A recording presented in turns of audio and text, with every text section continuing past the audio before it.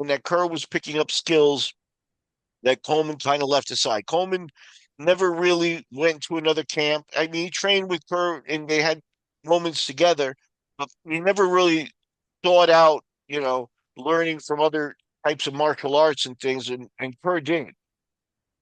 So you had that feeling that he was 2.0, and there's no doubt that before he took his losses and before, like when he won Abu Dhabi and he'd been in the UFC and he was, he had won tournaments in Brazil and stuff.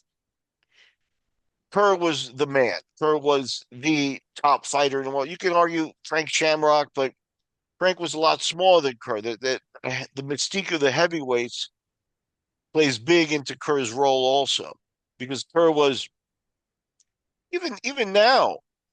I don't know how many heavyweights you see that have the skills of Kerr. There obviously John Jones is highly skilled heavyweight now, and you've seen some highly skilled heavyweights, but even champion level guys. Kerr was much more of a total package than say Andre Arlovsky, um, you know, guys like that were champions, but Kerr really had a very wide package of skills. His striking, he hit so hard. He used knees, he used kicks. Um, you weren't going to get him on the ground. Um, Once if he was focused and locked in on beating, he did have a mind game where he used being mild mannered um, to his advantage to scare people.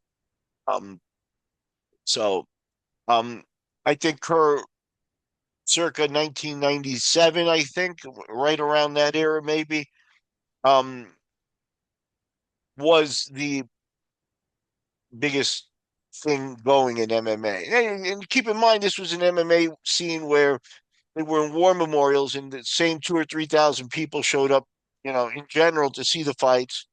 Many people knew each other and things like that.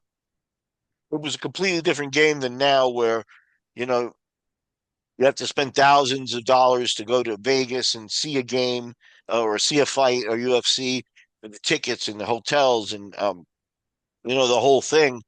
Um, it's just a completely different thing. So Kerr has that feeling of, especially if you watch Kerr's fights, and I think this was captured in the documentary. Kerr's fights occurred, you know, in Brazilian hotels, where like you can actually, you know, touch the roof, maybe, in some of those places.